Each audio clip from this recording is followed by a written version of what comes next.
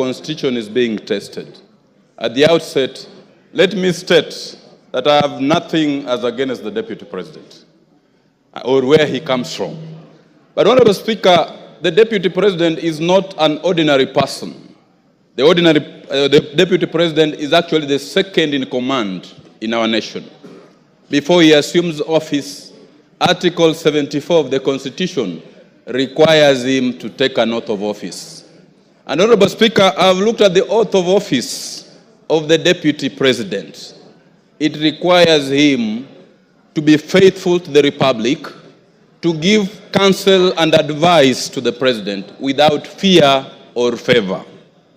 Equally, the Deputy President is a ranking state officer, and Article 74 of the Constitution requires, Article 75 of the Constitution requires that in the conduct of a state officer, he needs to bring honor and dignity to this office he holds.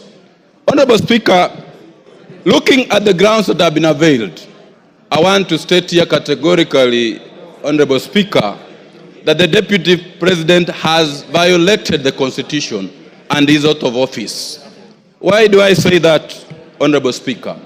One, the Constitution of Kenya, which the people of Kenya gave to themselves, requires that Kenya is a unitary state, regardless of the regions it has. Equally, Article 10 of the Constitution puts national unity, patriotism, as a key component of our national values in the discharge of our duties.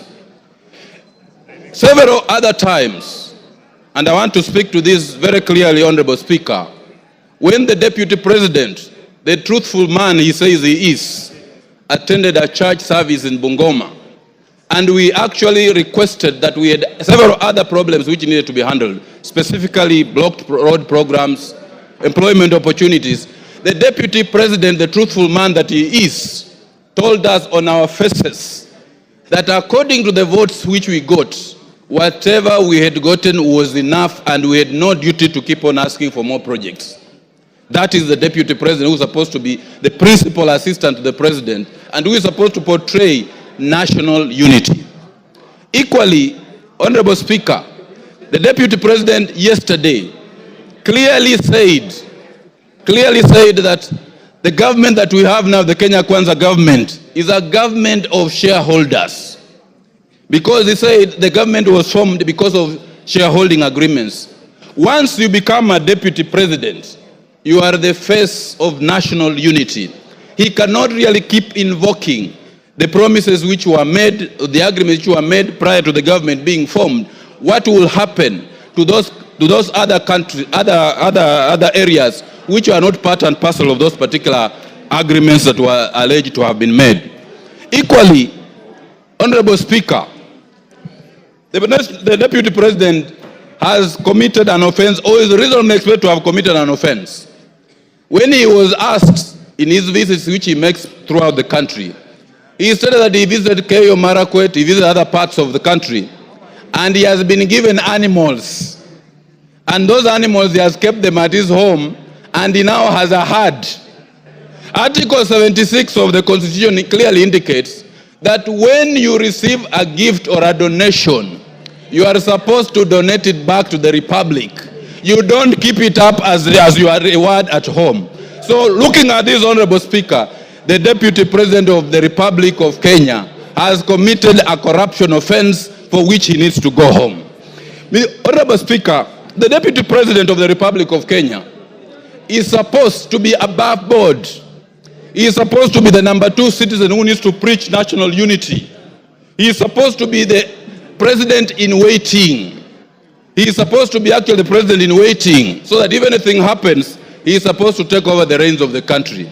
Honorable Speaker, if we look at the utterances that have been made by the Deputy President, let us look at the KEMSA case. I've looked at the affidavit of Dr. Andrew. It is very, very clear that the Deputy President was actually conflicted in the KEMSA supply case, and Article 75 of the Constitution requires all state officers to avoid situations where they are in conflict of interest. And in leading this, the Deputy President should be at the forefront of avoiding situations where he falls in a situation where there's a conflict of interest. Taking into account all these 11 grounds that have been made, I have no doubt on my mind, Honorable Speaker, that for his arrogance, that for his breach of the Constitution, that for his defiance, that for his statements, that for his conduct, he is not a truthful man as he pretends to be, and we cannot have such a person as the Deputy President of the Republic of Kenya. It is high time, Honorable Speaker, that we now seize the dragon of tribalism, we now seize the dragon of ethnicity, we now seize the dragon of regionalism and slay it and get our nation moving forward. Honorable Speaker, I rise to support this particular motion and say the Deputy President of the Republic of Kenya must go and we have start up a fresh page. I support, Honorable Speaker. Julius Ole Sunguli.